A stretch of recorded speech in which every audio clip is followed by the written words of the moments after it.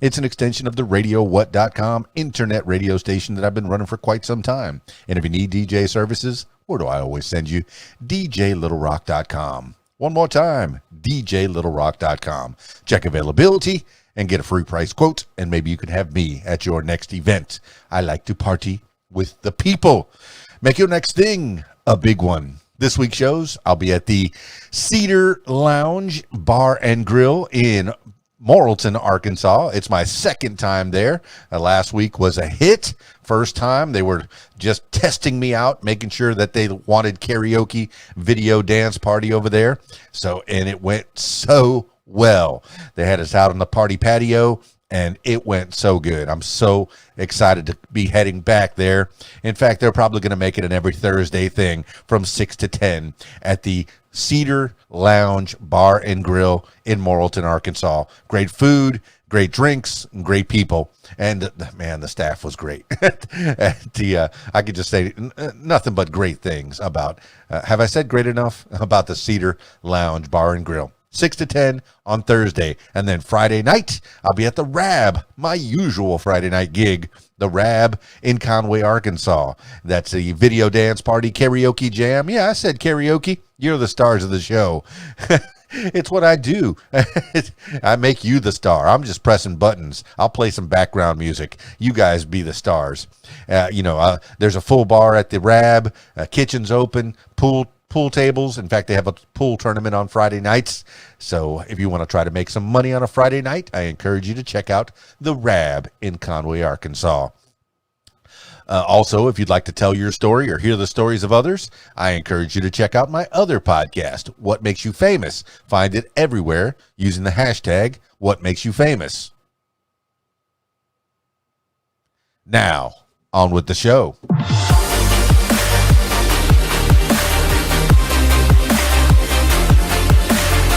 Today on the program, 10 things you need to know today for Tuesday, October 6th, 2020. Happens to be my daughter's birthday.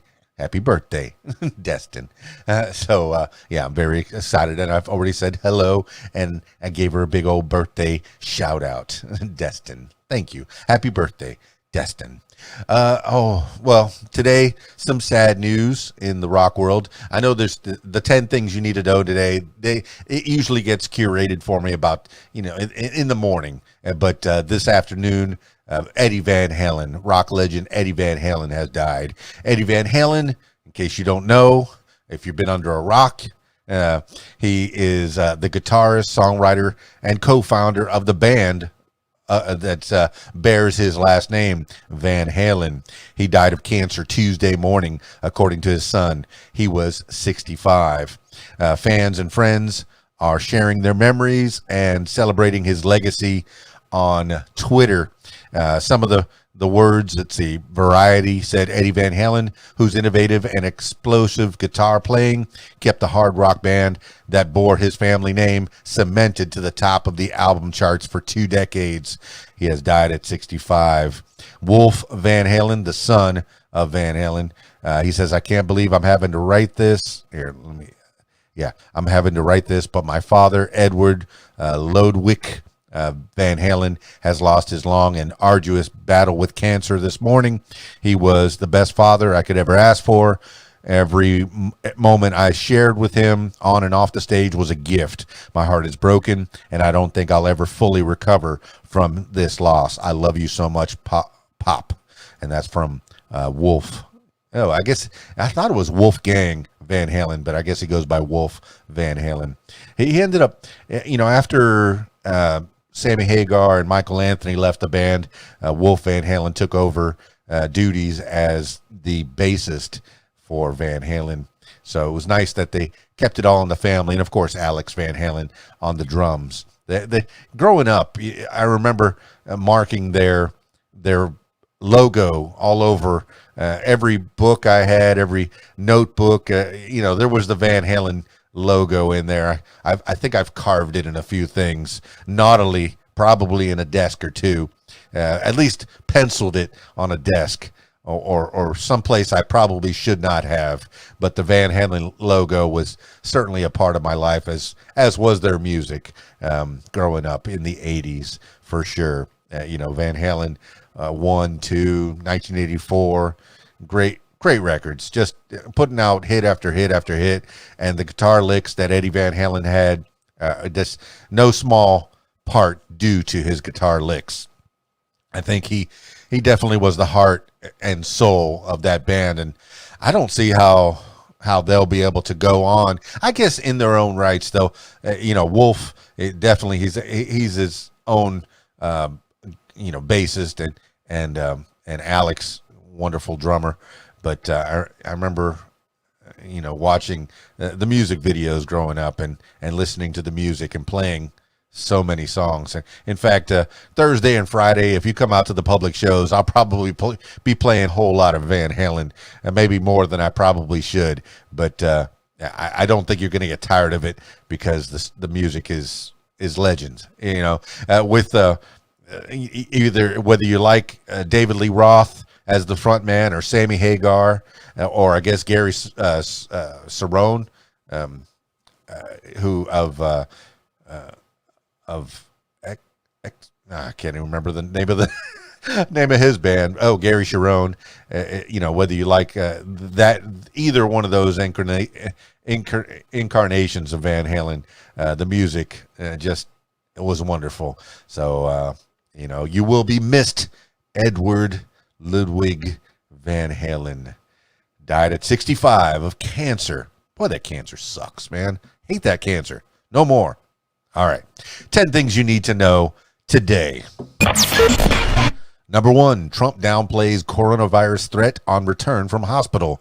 President Trump was discharged from Walter Reed Medical Center late Monday to continue his treatment for COVID-19 at the White House, despite grave concerns over his health.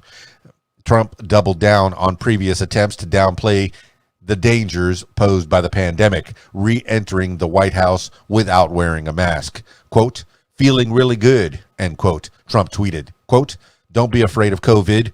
Don't let it dominate your life," end quote. Trump was hospitalized through the weekend after announcing Friday that he had tested positive. He underwent 3 strong treatments, including an experimental antibody cocktail, and his doctor said the president would not be, quote, "out of the woods," end quote, for a week.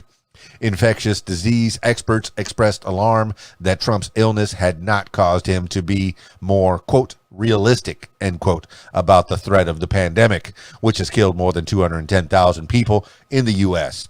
This is according to Donald J. Trump and the Associated Press. Number 2, Biden calls wearing a mask a patriotic duty. Democratic presidential candidate Joe Biden on Monday said it was a, quote, "patriotic," end quote, duty to wear a mask to help fight the coronavirus pandemic. Quote, "What is this macho thing? I'm not going to wear a mask," end quote, Biden said in an NBC News town hall in Miami. Quote, "Be patriotic, for God's sake. Take care of yourself, but take care of your neighbors," end quote. The comments came as Biden stepped up his criticism of President Trump's handling of the coronavirus crisis. Trump, still contagious after 3 days of coronavirus treatment in a hospital, removed his mask before re-entering the White House on Monday. Biden, in a rebuke to Trump, said, quote, "Anybody who contracts the virus by essentially saying masks don't matter is responsible for what happens to them," end quote. This is according to U.S. News. Number 3, McEnany becomes latest White House insider to test positive. White House Press Secretary Kayleigh McEnany on Monday became the latest close associate of President Trump to test positive for the coronavirus since Trump's infection last week. McEnany announced that she had tested positive Monday after consistently testing negative, quote, "including every day since Thursday," end quote, when President Trump first tested positive. She said she would, quote, "begin the quarantine process," end quote. McEnany briefed the White House reporters outside on Friday and Sunday without wearing a mask. She was not aware during the corona conversations with reporters that White House counselor Hope Hicks had tested positive. Hicks, First Lady Melania Trump, former counselor Kellyanne Conway, Trump assistant Nicholas Luna, and several other Republicans in Trump's inner circle also have been infected. 2 members of the White House housekeeping staff also have tested positive. This is according to the Associated Press and Forbes. Number 4, 2 conservative justices take aim at gay marriage as Supreme Court starts term. The Supreme Court kicked off its 2020 term on Monday with a brief pause to remember the late liberal Justice Ruth Bader Ginsburg, the second woman to sit on the High Court. Then 2 of the court's conservatives, Justices Clarence Thomas and Samuel Alito, attacked the Obergefell versus Hodges ruling that made same-sex marriage legal nationwide. Thomas argued that Obergefell decision, quote, read a right to same-sex marriage into the 14th Amendment, even though that right is found nowhere in the text, end quote. He said the decision lets courts and governments, quote, brand religious and adherents who believe that marriage is between one man and one woman as bigots, end quote. The statement underscored the rightward shift the court would make if President Trump's nominee to replace Ginsburg, Amy Coney Barrett, is confirmed. This is according to the Associated Press. Number 5, California's August complex fire reaches Gigafire status. California's August complex fire, the largest in the state's history, became a rare, quote, Gigafire, end quote, on Monday, growing to cover more than 1 million acres. Governor Gavin Newsom, Democrat, said the August complex fire has now burned more land than all recorded fires in California between 1932 and 1999. Quote, if that's not proof point testament to climate change, then I don't know what is, end quote, Newsom said. As of Monday, the blaze remained about 54% contained. The fire, which started August 16th, now has burned an area larger than Rhode Island. Across the state, wildfires have scorched a record 4 million acres so far this year and killed at least 31 people. Quote, the 4 million mark is unfathomable, end quote. Scott McLean, a spokesperson for CAL FIRE, told the Associated Press on October 4th, quote, and that number will grow, end quote. This is according to Vox and Politico. Number 6, Cuomo approves shutting schools but not businesses in New York City hot spots. New York Governor Andrew Cuomo, Democrat, on Monday agreed to New York City Mayor Bill de Blasio's request to close schools in 9 Brooklyn and Queens neighborhoods that have become coronavirus hotspots. Cuomo rejected de Blasio's plan to close non-essential businesses in the neighborhoods too. Public and private schools will close starting Tuesday. Quote, I am not going to recommend or allow any New York City family to send their child to a school that I wouldn't send my child, end quote, Cuomo said. The governor and mayor have clashed over how to fight the spread of the coronavirus. Cuomo said they spoke by phone on Monday and discussed ways to define the hotspots that would work better than using zip codes, which the city government has used to determine which businesses it wants to shut down. This is according to Reuters and the New York Times. Number 7, Eric Trump deposed in fraud investigation. Eric Trump, one of President Trump's sons, was questioned Monday about the family's businesses as part of an investigation into whether the Trump organization inflated the value of some assets to qualify for tax benefits. Eric Trump serves as a top executive of the business. His lawyers had tried to get his deposition postponed until after the November election, but a Manhattan judge rejected their request for a delay and ordered Eric Trump to testify by October 7th. Eric Trump tweeted on September 23rd that the investigation's, quote, sole focus is an anti-Trump fishing expedition that she promised during her campaign, end quote, referring to New York Attorney General Letitia James. This is according to ABC News. Number 8, Pence Harris to be separated by plexiglass at debate.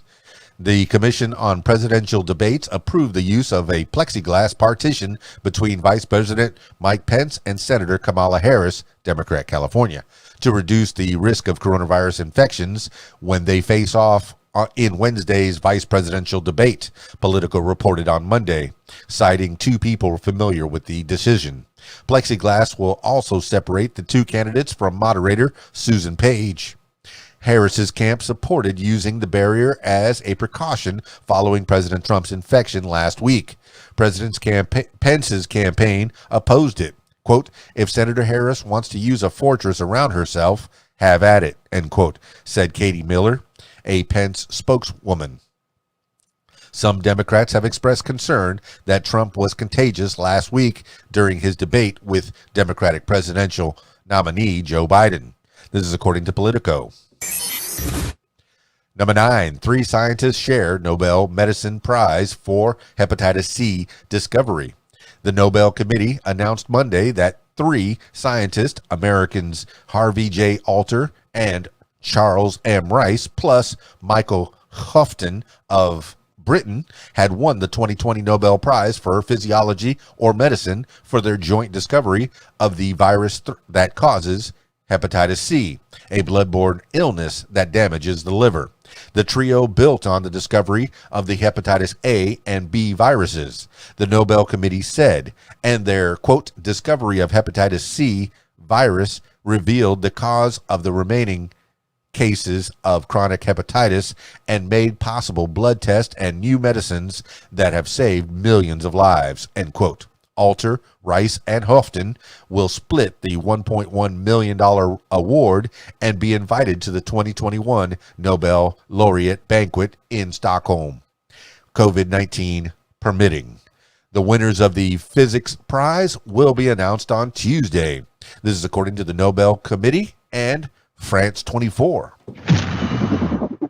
Number 10, White House blocking coronavirus vaccine guidelines.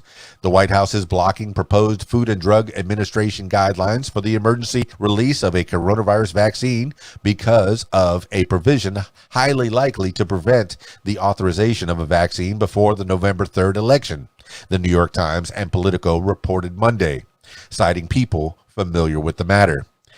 White House Chief of Staff Mark Meadows' office has held up approval of the guidelines. One reason, the Times reported, is a recommendation to follow vaccine trial volunteers for 2 months after their final dose before approving a vaccine, which would make it impossible to authorize a drug before Election Day. Health experts fear that sidestepping safety recommendations will undermine efforts to reassure the public that a vaccine will be safe and effective. This is according to the New York Times and Politico. That's 10 things you need to know today for Tuesday, October 6, 2020. Thank you so much for listening. This has been What Makes You Smarter. I'm Keys Dan, just trying to fill my noggin with knowledge, keep up with current events and the like. I hope you're doing reasonably well in this crazy time. Drop me some comments. Let me know what you're up to. A lot of people ask, hey, how you doing? I really want to know. How you doing? The best way to get at me is to drop me some comments. And, while you're at it, like, subscribe, share, and leave me a 5-star review if you like the sound of my voice and you like what I'm doing.